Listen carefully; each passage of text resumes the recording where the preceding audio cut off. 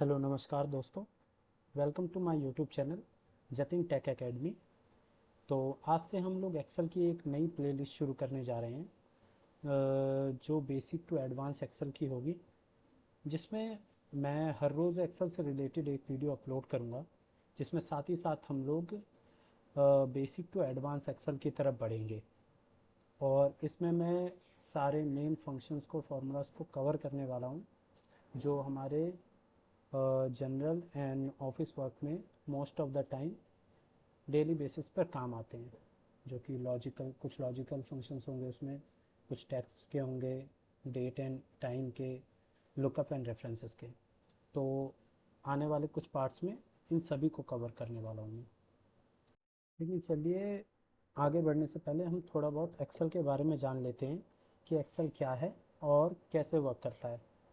तो एक्सेल में ज़्यादा कुछ नहीं है। एक्सेल में देखिए, ये सारे जो भी आपको स्क्वायर ब्रैकेट में दिख रहे हैं, ये सारी चीज़ें, ये पर्टिकुलर एक सेल है। और हमारा जो भी एक्सेल में काम होता है वो इन पर्टिकुलर सेल्स पे ही होता है। हम इसमें कोई भी वैल्यू टाइप करते हैं, इसमें हम कोई भी ऑपरेशन परफॉर्म करते हैं, तो वो सारी चीज़ें इन सेल्स पे ही होती हैं। अब ये सेल्स के, और इसमें हर सेल का एक एड्रेस भी होता है। देखिए, अब एड्रेस कैसे डिफ़ाइन करेंगे हम इसमें। तो देखिए, जैसे मैंने इस सेल पे कोई वैल्यू लिखी है, टाइप की है, तो इस सेल का एड्रेस क्या है ये जानने के लिए देखिए हमें क्या करना होता है। इसमें रो एंड कॉलम्स, ये देखिए ये कॉलम्स है, इसमें ए बी सी डी, ये जितने भी हैं ये सारे कॉलम्स होते हैं इसमें। और ये जो 1 2 3 4 5 हैं, ये सारे रोज़ होते हैं इसमें। तो रो और कॉलम के इंटरसेक्शन में जो भी चीज़ें आती हैं, जो वैल्यू आएगी, वही इसका सेल वैल्यू, वही इसका सेल एड्रेस होता है। देखिए, जैसे कि मैंने यहाँ पे कुछ लिखा है इस सेल में, तो इसका सेल एड्रेस क्या है, कैसे पता करेंगे हम। देखिए, यहाँ है एफ़ कॉलम में, यहाँ देखिए एफ़ कॉलम में 8th रो पे मैंने ये टाइप किया है। तो इसका जो है एक सेल एड्रेस भी आता है। सेल एड्रेस का जो है ये कॉलम आ रहा है यहाँ पे। देखिए, ये बॉक्स दिख रहा है आपका, नेम बॉक्स, ये सेल एड्रेस बताता है। देखिए यहाँ पे आ रहा है F8, तो यही है।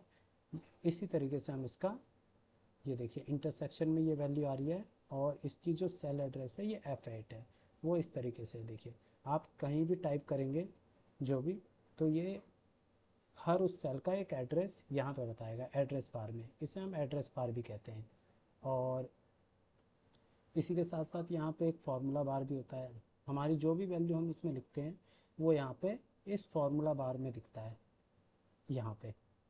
तो इस तरीके से एक्सेल में सेल का एड्रेस डिफाइन होता है, और इन्हीं एड्रेस से ही हम एक्सेल में कोई भी फार्मूला भी अप्लाई करते हैं।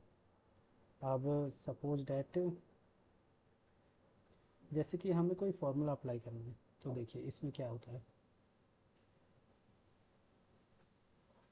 जैसे मैंने यहाँ कुछ वैल्यूज़ डाली हैं और मुझे इसमें सम करना है,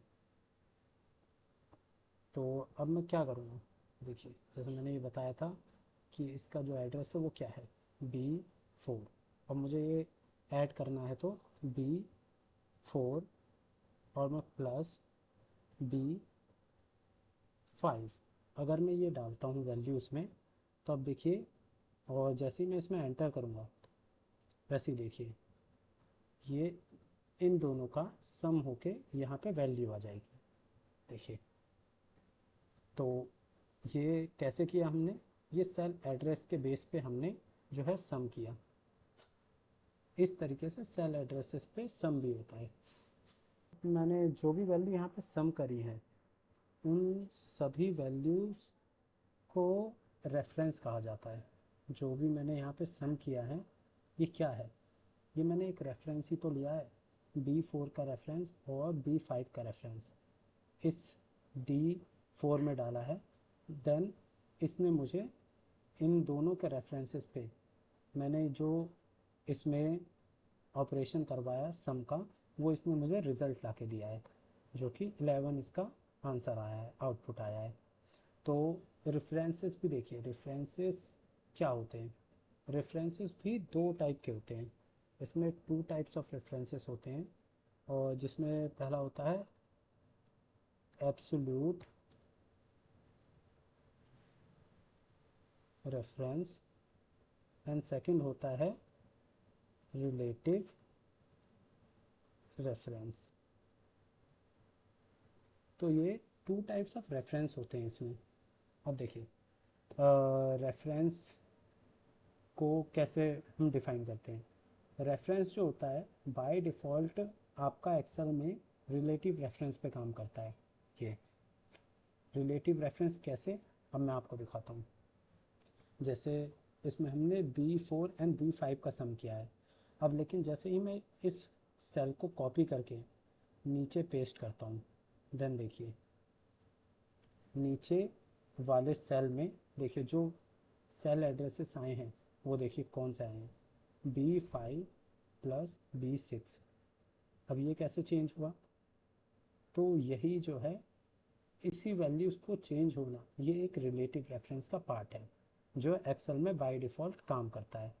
तो देखिए जैसे ही हम इस सेल पे थे, तो हमने जैसे ही नीचे सेल पे डाउन किया अपने फॉर्मूला को, तो इसने जो इसमें सेल वैल्यूज़ थी उसने भी अपने आप ऑटोमेटिक अपनी सेल वैल्यूज़ को भी एक रो डाउन किया।